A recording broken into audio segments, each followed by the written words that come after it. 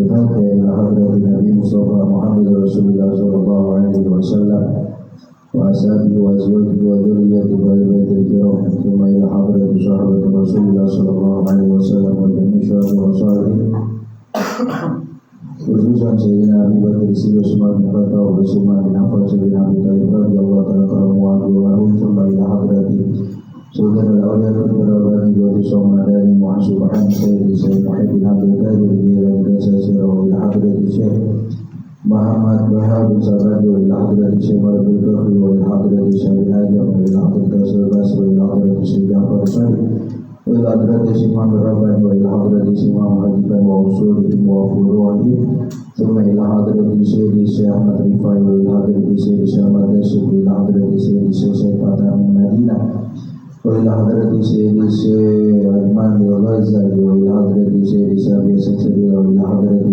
Syekh Imam Nawawi wa usulihim wa furu'ihim thumma ila hadrati sahibil kitab mu'allif hadzal kitab Syekh Abdul Wahab Asy-Sya'rani wa usulihim wa furu'ihim thumma ila ru'usus al-masyayikh wa masyayikhina khususan Syekh Hasan Marfu bin Hasan Marfu Syekh Abdul Muhammad Muhammad wa ila ru'usul abai wa madajadatina wa jadatina thumma ila ru'usus al-abadan jazli bin Asabani wa ila Syekh Musa wa Syekh Muhammad al-Kinawi bin Isa al-Ladhi bin Masani wa usulihim wa furu'ihim thumma ila ru'usus al-abai Yusuf bin Sa'id wa ila ru'usus Nabiya Bismillah bin Sadar Banten wa ila ru'usus al-Nabiya Dimyati Panagam Banten wa ila ru'usus al-Nabiya Dimyati Pasatman wa ila ru'usus al-Nabiya Fitarudis bin Nabi Dimyati wa usulihim wa furu'ihim thumma ila ru'usus al-Nabiya Dibesun para muda suku bumi wa ila ru'usus al-Nabiya Tua suku bumi wa usulihim wa furu'ihim thumma ila ru'usus al-Barga Abu Yazid bin Abi Mu'adzir Guru Malik bin Abi Mirsad thumma ila ru'usus al-Nabiya Abdul Syafi wa al-Syafi wa ila ru'usus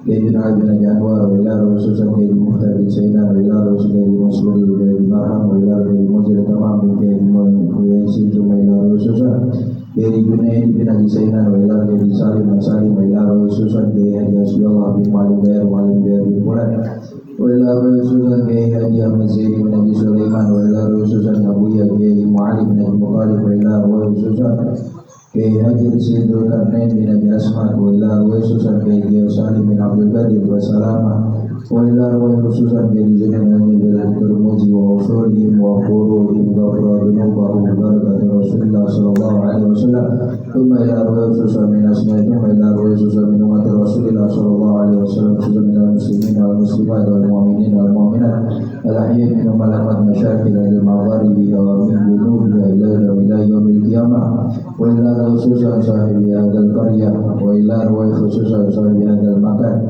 wa ila khususan sahibi wilayah al-arif bilal itu Pak Nabi Hasan bin Muhammad al-Haddad Nabi Zain bin Muhammad al-Haddad Nabi Muhammad bin Zain bin Muhammad al-Haddad wa usulihim wa furu'ihim anta la yaghfiru lahum wa darajatihim fil jannah wa yu'idu alaina min barakatihim wa indahihim wa asrarihim wa anwarihim wa ulumihim wa nafatihim wa barakatihim fid din wa dunya wal akhirah al-Fatihah. Bismillahirrahmanirrahim. Alhamdulillahi rabbil alamin arrahmanir rahim maliki yaumiddin. Iyyaka na'budu wa iyyaka nasta'in ihdinas siratal mustaqim siratal ladzina an'amta 'alaihim ghairil maghdubi 'alaihim waladdallin. Rabbighfir lana wa liwalidina wa lil mu'minina amin. Bismillahirrahmanirrahim. Wa qala al-musannifu rahimakumullah wa nafa'ani wa nafa'ana bi ulumi amin ya Allah ya rabbal alamin. Qala rabbi shrah li sadri wa yassir li amri wa hlul 'uqdatam min lisani yafqahu qawli waj'alni waziran min ahli. Para hadirin remaja jamaah yang mulia dimuliakan Allah Subhanahu wa taala. Pada malam hari ini saya membuka kitab Min Husaniyah atau Wasiat Al-Mustafa kepada Imam Ali karamallahu wajhah, bisa juga dibilang sebagian di antara kitab-kitab tasawuf. Ini adalah baginda Rasul berwasiat kepada Imam Ali karamallahu wajhah yang ditaklif, yang ditukil oleh Tuan Syekh Al-Imam As-Sayyid Abu Wahab Asy-Sya'rani. Mudah-mudahan kita mendapatkan berkah manfaat dari Allah Subhanahu wa taala. Bismillahirrahmanirrahim. dengan menyebut nama Allah yang Maha Pengasih lagi Maha Penyayang. Alhamdulillah, segala puji milik Allah Rabbil Alamina yang merajai alam semesta. Wassalatu wassalam, semoga Allah memberikan rahmat dan keselamatan ala Sayyidina Muhammadin, kepada pimpinan kita Kanjeng Nabi Muhammad sallallahu alaihi wasallam, wa ala alihi, dan keluarganya Nabi wa sahbihi wasallam, dan kepada para sahabatnya Nabi sallallahu alaihi wasallam. Wa ba'du, dan sebada baca bismillah, hamdalah, salawat dan salam ke Kanjeng Nabi sallallahu alaihi wasallam. Jadi di sini kita sedikit bahas alhamdulillah itu segala puji milik Allah. Tapi ulama ahli tauhid membagi 4. Ada yang mengatakan puji Allah kepada zatnya. Ada yang juga dikatakan muji Allah kepada makhluknya. Dan yang lebih pasti mujinya makhluk kepada Allah, mujinya makhluk terhadap makhluk. Jadi mujinya Allah kepada zatnya dalam Al-Quran jelas. Ada juga mujinya Allah kepada makhluk. Kepada siapa? Keluarga Imran. Dan mujinya makhluk kepada Allah. Itu sudah kewajiban buat kita. Ketika melihat sesuatu hal yang indah, kita ucapkan Masya Allah atau Subhanallah, Maha Suci Allah. Rabbil Alamin, Allah yang merajai alam semesta. Gak ada Tuhan selain Allah. Kita wajib percaya kepada Allah. Di dalam Kifayatul Awam, ulama tauhid mengatakan dalil dasar kita beriman kepada Allah, adanya langit, adanya bumi, adanya kita sebagai pencipta, sebagai diciptakan, sebagai makhluk, maka itu sudah menandakan adanya Allah. Jadi kita harus beriman. Maka rukun iman yang kelima itu percaya kepada hari kiamat, suatu hal yang gaib. Jadi gaib itu nggak bisa dibuktikan secara sains, Pak. Gaib itu nggak bisa dibuktikan secara pemikiran. Maka dalam ta'lim, logika itu nggak bisa tembus pandang. Ini logika kita nggak bisa ditembus ke tembok. Makanya nggak bisa kita mengukur ayat-ayat Allah dengan akal, mengukur hal-hal yang gaib dengan akal, dengan logika. Kalau kita mengukur semuanya dengan logika, maka banyak ayat yang akan kita tentang. Contohnya dalam Yasin, al-yawma nakhtimu ala afwahihim wa tukallimuna aydihim wa tashhadu arjuluhum bima kanu yaksibun. Suatu hal yang enggak pasti, tangan akan berbicara, kedua kaki akan menjadi saksi, mulut kan terkunci, tangan enggak bisa ngomong. Kalau kita artikan dengan logika, enggak bakal kita percaya nih ayat. Tapi kita mengartikannya dengan keimanan kepada Allah, maka kita percaya. Gak ada yang gak mungkin bagi Allah. Jadi gak bisa hal-hal yang gaib kita buktikan secara logika. Jadi Allah yang merajai alam. La ilaha illallah, ay la ma'bud bihaqqin fil wujud illallah. Wassalatu wassalam ala Sayyidina Muhammadin wa alihi wasallam. Semoga Allah memberikan rahmat dan keselamatan kepada pimpinan kita, siapa Nabi Muhammad sallallahu alaihi wasallam, wa ala alihi, dan keluarganya Nabi, wa sahbihi, dan sahabatnya Nabi. Wa ba'du, sepada baca bismillah, hamdalah, salawat dan salam ke Kanjeng Nabi. Fa hadhil wasiyatul Mustafa alaihi salam li Ali bin Abi Thalib. Maka ini wasiat yang dipilih oleh Al-Mustafa Nabi Sallallahu Alaihi Wasallam li Ali, kepada Imam Ali bin Abi Thalib karramallahu wajhah. Qala, berkata Imam Ali, da'ani Rasulullah Sallallahu Alaihi Wasallam fa khalautu ma'hu fi manzilihi. Aku dipanggil sama Rasul, kata Imam Ali. Aku dipanggil oleh Rasul Sallallahu Alaihi Wasallam, fa khalautu ma'hu. Kemudian aku hampiri Aku hampiri panggilan bersama Nabi SAW di mana? Fi manzilihi, di tempatnya Nabi SAW. Faqala li, berkata Rasul kepada Imam Ali. Apa kata Nabi? Ya Ali, anta minni bimanzilati Harun. Wahai Ali, kamu ini di dekatku seperti Harun bin Musa alaihissalam. Seperti Harun dekat dengan Nabi Musa alaihissalam. Jadi Nabi manggil nih kepada Imam Ali, bang. Da'ani Rasulullah Shallallahu Alaihi Wasallam manggil Nabi kepada Imam Ali karramallahu wajhah. Dipanggil Imam Ali kepada oleh Nabi, lalu Imam Ali nyampirin, datangin fakhalautu ma'ahu Rasul Shallallahu Alaihi Wasallam. Aku menghampiri bersama Rasul di manzili, di tempat Nabi Shallallahu Alaihi Wasallam. Di saat Nabi memanggil Imam Ali, Nabi berkata, faqala li. Kemudian Nabi bersabda li kepadaku, kepada Imam Ali karramallahu wajhah. Ya Ali, hai Ali, anta minni bimanzilati Harun min Musa alaihissalam. Ghaira annahu la nabiyya ba'di. Wahai Ali, kata Nabi, kamu ini di dekatku seperti Harun bersama Nabi Musa alaihissalam. Cuman bedanya ghaira annahu la nabiyya ba'di. Bedanya kalau Nabi Harun itu bersama Nabi Musa menjadi nabi. Tapi kalau Imam Ali dekat kepada Nabi, la nabiyya ba'di. Tidak ada nabi setelah Nabi. Jadi nggak ada orang Nabi setelah Nabi Muhammad. Kalau andai kata ada, itu seperti Harun sama Musa, kata Nabi, Ali dan Nabi Shallallahu Alaihi Wasallam. Karena setelah wafatnya baginda Rasul nggak ada Nabi setelah Nabi, maka Imam Ali menjadi sahabat. Maka wasiatnya, ini usikal yawma biwasiatin in anta habzatuha istahamidan wa mutasyahidan.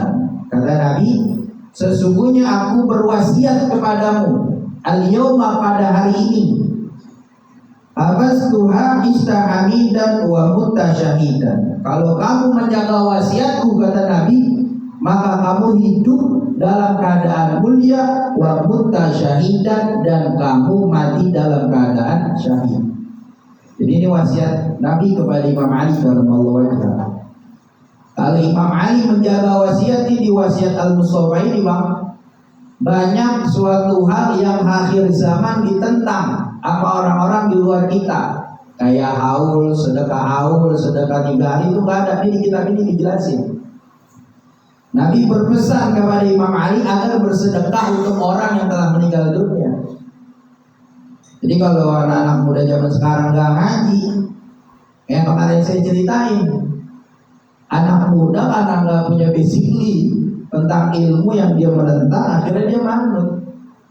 Akhirnya keluarganya nggak ditahlilin, keluarganya nggak ditalkinin, keluarganya nggak diazanin.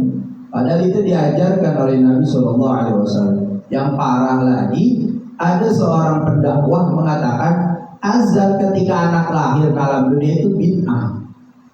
Padahal ketika anak kita lahir ke alam dunia, suatu hal yang pertama harus kita dengarkan kepada anak kita adalah kumandangan azan, kalimat tauhid, asyhadu an la ilaha illallah wa asyhadu anna Muhammadan Rasulullah.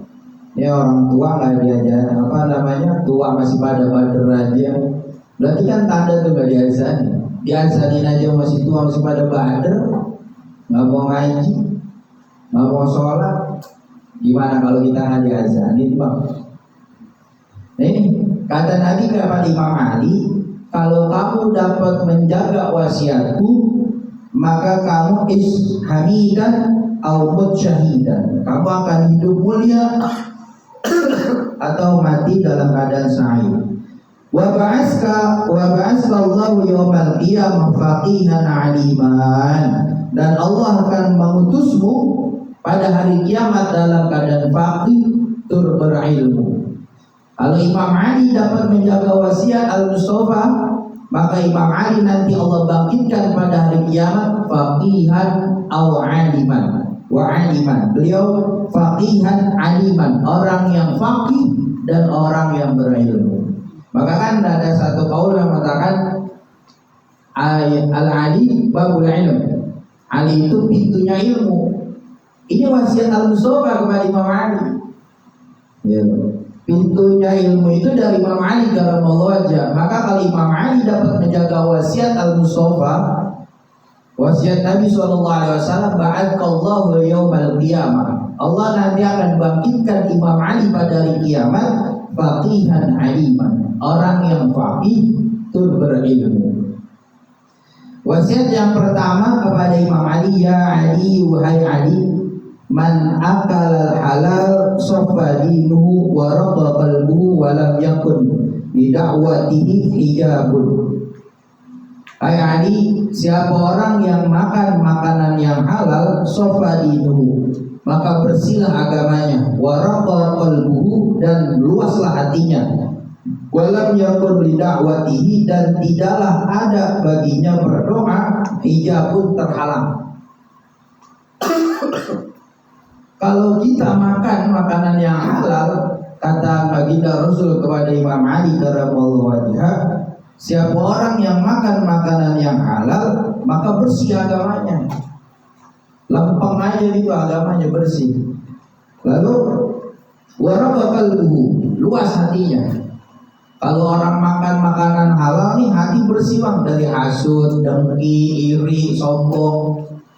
Ini kan karena perut kita nyampur sama hal yang syubhat, perut kita nyampur sama barang-barang yang haram, hati jadi kotor.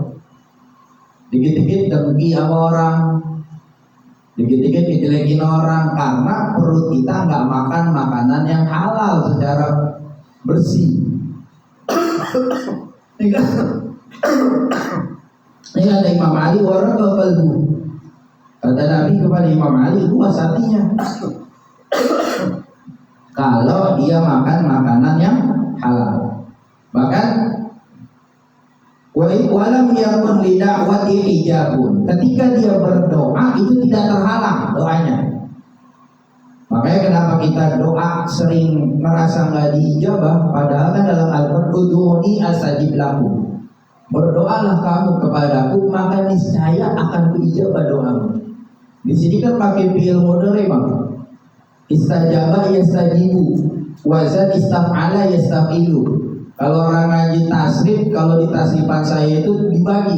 Ini warna ketiga bab pertama. Jadi fi'il sulasi majid itu ada 3 warna. Warna pertama, warna kedua, warna ketiga. Nah ini istajaba sama istakhraja yastakhriju. Maka udhuni astajib lakum, istajaba yastajib, berdoalah kepadaku kata Allah, maka niscaya bakal aku ijabah doamu. Kenapa kita ngerasa doa aku kok nggak dijabah ijabah nih Allah? Karena hati dan perut kita ini masih sering makan syubhat. Jadi agama remang-remang, masih sering makan makanan yang haram. Halalnya nggak benar-benar halal kita makan. Makanya kalau mau khusyuk dalam ibadah, jaga pola makan. Jadi hal-hal yang syubhat dan hal yang diharamkan oleh Allah Subhanahu wa ta'ala. Bukan Allah nggak ijabah doa kita, mungkin di dunia nggak Allah kabul, ntar di akhirat ketika amal buruk kita yang lebih berat, karena kita sering munajat, sering berdoa, itu doa buat nambahin timbangan amal baik kita. Akhirnya amal baik kita naik ke atas, tadinya kita mau masuk neraka, karena kita rajin munajat berdoa, maka Allah akan masukkan kita ke dalam surga. Jadi sering-sering jaga pola makannya, karena kalau orang yang sering makanan halal itu nggak akan diijabah, nggak bakal diijabah sama Allah doanya. Ya Ali, ya Ali, man akala syubhata istabaha alaih dinu wa aslama qalbu. Wahai Ali, siapa orang yang makan makanan syubhat istabaha alaih, maka remanglah kepadanya apa? Dinuhu, agamanya. Wa azlama qalbuhu, dan gelaplah hatinya. Kata Al-Mustafa kepada Imam Ali, wahai Ali, siapa orang yang makan makanan syubhat, maka remanglah kepadanya apa dinuhu agamanya, wa azlama qalbuhu, dan gelap hatinya. Halal bayyinun, jelas, nyata. Haram bayyinun, nyata. Nah ini yang bahaya nih syubhat, remang-remang. Syubhat itu nggak tahu halal atau haram memang. Makanya Ta'arus bin Ni'mah, guru saya keluar saya pesantren cuma satu pesan: jangan pernah makan duit dari partai, karena nggak tahu kehalalan dan keharamannya. Lebih baik kita hindarkan. Itu bahasa guru saya. Bahasa guru saya, cuma terserah. Kalau saya alhamdulillah masih ngamalin. 2014 saya dijadikan ketua ranting PKB. Saya nanya ke sini ke sono, saya istikharah, hati ngedumel karena nggak mau, akhirnya saya tolak. Tapi kalau dibeli rumah sih nggak apa-apa. Iya, orang cuma duit doang gope, ya nggak mau akhirnya. Syubhat bang, ya kalau orang yang yakin itu nggak syubhat sih silakan. Kalau saya masih memegang teguh apa kata guru saya. Karena kalau udah makan makanan syubhat, remang juga pak, apa namanya, agamanya. Bahkan bisa gelap hatinya, kata Nabi. Wa azlama qalbuhu, hatinya gelap. Kemarin saya bahas tentang warok di dalam ta'lim muta'alim sama anak-anak majelis saya. Di dalam kitab ta'lim muta'alim di situ jelas Bang.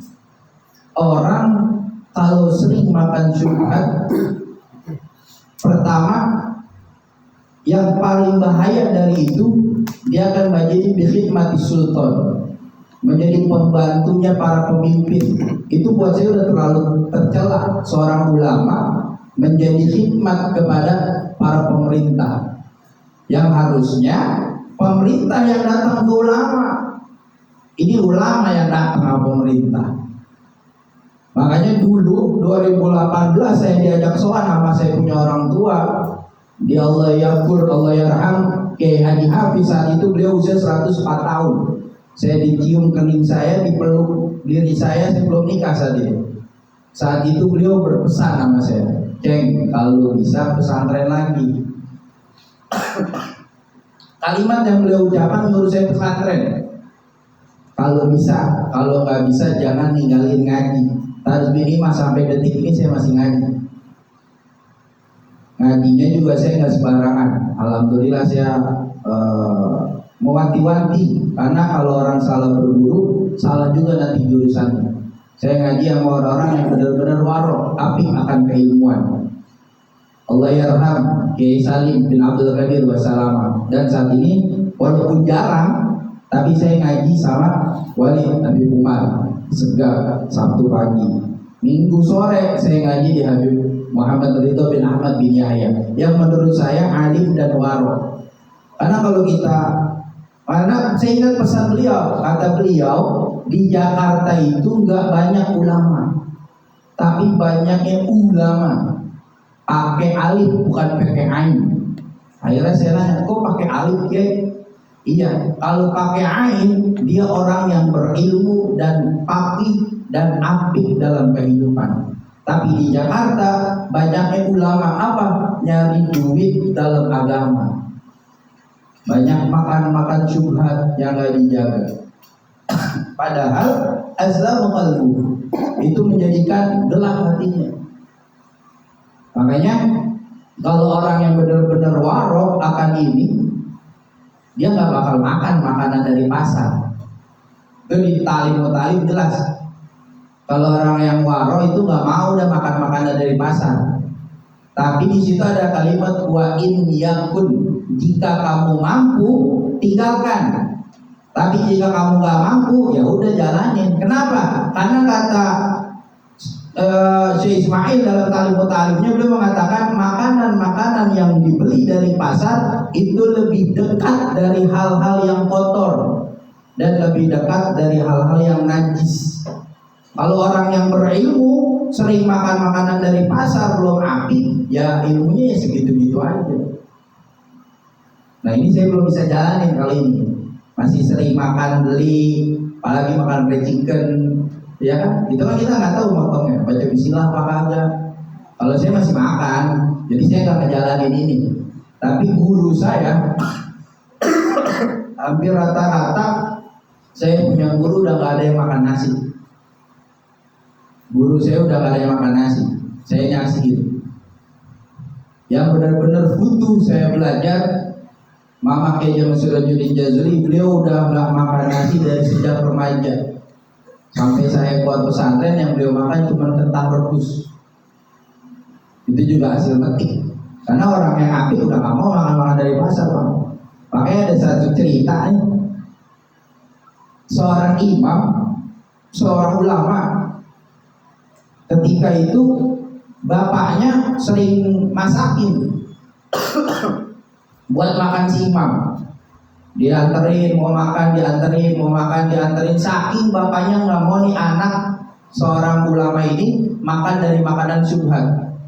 Jadi bapaknya masakin, metikin. Suatu ketika pada hari Jumat, bapaknya datang ke rumah si imam ini. Saat masuk ke dalam rumah, bapaknya melihat ada belahan roti di dalam rumahnya. Ada sepotong roti di dalam rumah. Bapaknya mau masuk gak jadi, pergi dari rumah anaknya, balik ke rumahnya. Gak ngomong tuh bapak sama anaknya, sahabatan karena benci sama anaknya. Karena di dalam rumah ada roti. Akhirnya nih anak si imam Fa'ta bara'abu, dia menjelaskan kepada bapaknya, wahai ayah, bahwasannya ana lam ardoh bi. Wahai ayah, aku gak ridho dengan makanan itu. Aku gak ikhlas dengan makanan itu. Tapi yang menghadirkan makanan itu kepadaku adalah teman dekatku. Yang bawa ke rumah itu makanan ke rumahku adalah teman aku, bukan aku, wahai ayah. Apa kata bapaknya? Kalau kamu apik, maka niscaya temanmu tidak akan memberikan makanan itu kepadamu. Cuma sepotong roti, Bang, yang dibeli di warung, mungkin di pasar. Menurut bapak ulama ini itu makanan syubhat. Coba kita teman bawa somai kagak diminta juga kita ambil.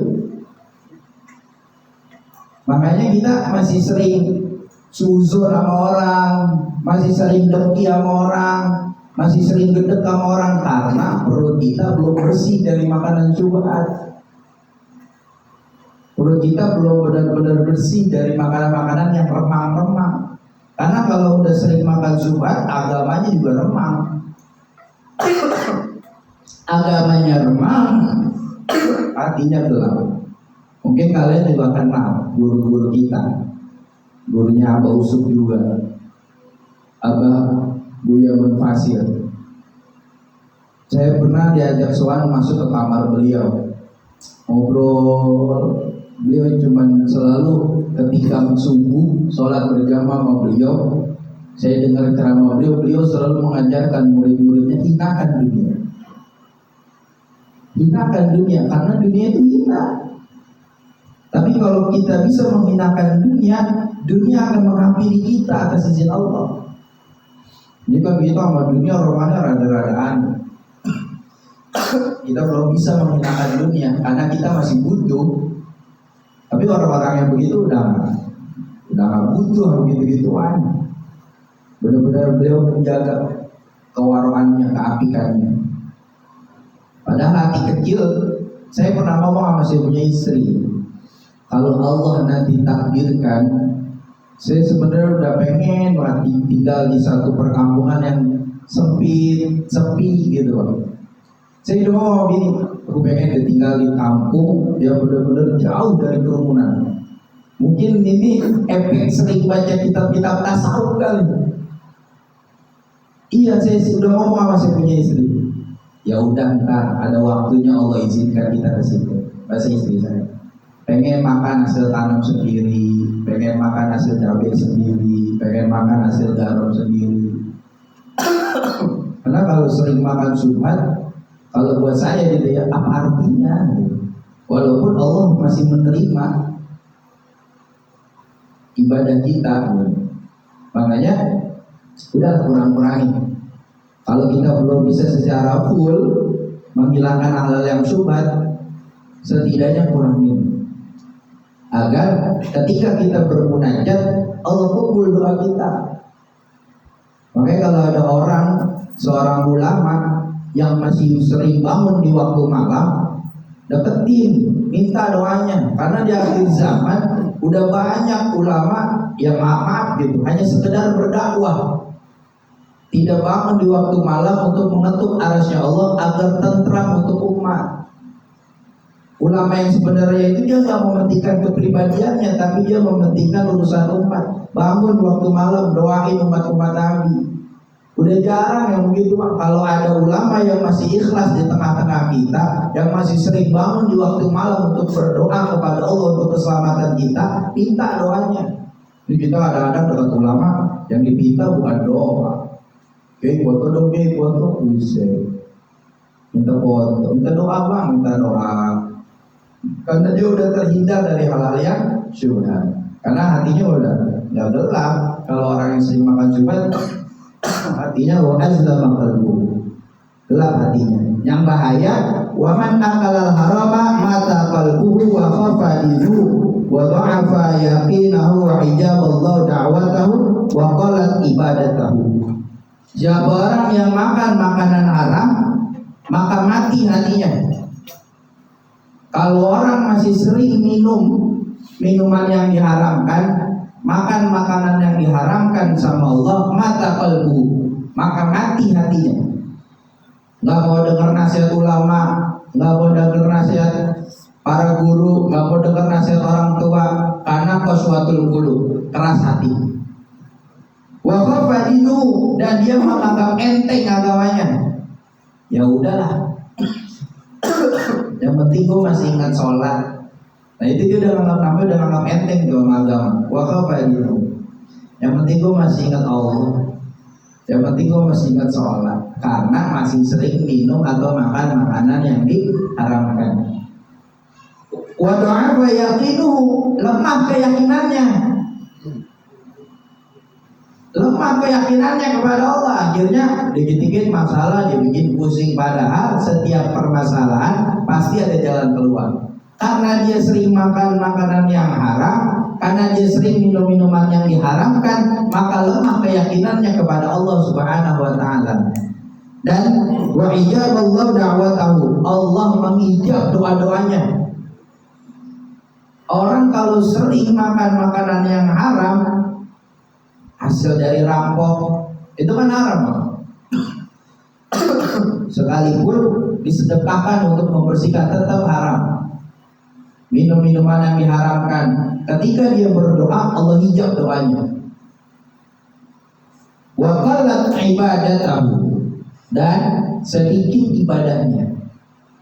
Ya orang kalau udah sering makan haram udah malas ngapa-ngapain. Sholat sekedar ingat, karena agamanya agama dianggap enteng sama dia. Diajak ngaji galakan dia, lu aja ngaji sono, so suci banget sih. Nah, itu berarti orang mesti sering makan minum-minuman yang haram. Nah kita sebagai umat, sebagai orang yang beriman kepada Allah, cara berdakwahnya, cara mengajaknya jangan langsung putus asa. Ini kan kita kadang-kadang ngajak anak-anak muda baru sekali udah romannya udah rada-rada oke. Pelan-pelan rangkul. Makanya kalau saya berprinsip berdakwah bersama anak muda dalam alim ta'lim itu, kita jangan berusaha anak-anak itu untuk menghormati kita. Kalau saya nggak butuh penghormatan. Yang penting yang saya butuhkan kalian itu ngaji. Makanya saya sama anak-anak saya di rumah nongkrong bareng, ngopi bareng, kongko bareng, rokok bareng. Biasa aja kayak teman. Tapi kalau di dalam majlis antara murid dan guru, di luar majlis ya udah kita nongkrong bareng, ngopi bareng, merokok bareng. Karena kalau kita dakwahnya keras ke anak muda, nih anak muda gak bakal ada yang mau ngaji. Jadi kita harus ikutin alur kemauan dia. Pelan-pelan. Bocah saya juga masih ada kok yang sering minum. Bahkan ngomong bang gue harus minum. Gue main enggak, ya udah lu minum. Bahkan saya bilang, lu kalau mau mabok silakan, halal buat lu. Segitu halal, tapi syaratnya satu, apa bang? Minum jangan ketahuan orang. Halal buat lu minum, jangan ketahuan orang. Bener bang? Iya. Datang ke rumah, bang, gua habis minum. Minum di mana? Gak ketahuan orang. Di mana? Di dalam kamar gua minum sendirian, mabuk sendiri, gak ketahuan orang. Badan lu orang bukan? Ya gua orang bang. Kalau lu masih ngerasa orang, berarti itu minum masih haram buat lu. Kalau lu udah ngerasa setan, berarti itu halal buat lu. Jalan lu bang. Akhirnya tuh digituin aja tuh bocah jadi berhenti bang. Seminggu, 2 minggu, bang gua udah gak minum, alhamdulillah. Padahal kalau minum ngadu sama saya, cuma saya gak ngomel, bang gua bisa minum. Ya udah. Sekali, 2 kali, pas ketiga kali saya halalin minum. Halal lu minum, tapi syaratnya jangan ketemu orang kalau lagi minum. Iya bang, datang lagi ke rumah, bang gue bisa minum, gue ketemu orang, siapapun gak ada yang lihat gue minum, orang tua gue juga gak melihat. Di mana? Di kamar. Terus badan lo orang bukan? Ya gue orang bang, kalau gue bukan orang gue setan. Berarti minuman itu haram, karena lu masih ngerasa orang. Akhirnya ya juga ya. Akhirnya besok-besoknya bang gue berhenti minum, ya udah banyak yang istighfar. Masih banyak anak-anak majelis yang sedikit banyaknya ada aja yang masih minum. Tapi sekarang alhamdulillah karena saya gituin udah ada yang minum. Saya 6 tahun bang dari majelis, dari 2 orang, 3 orang, 4 orang, 5 orang, alhamdulillah sekarang ada 60 orang. Jadi itu dakwah anak-anak muda, karena mereka masih sering tersentuh dengan hal yang diharamkan. Karena hatinya ini gelap, hatinya udah mati. Bagaimana caranya kita sebagai ustadz yang dia pandang guru bisa menghidupkan hatinya kembali?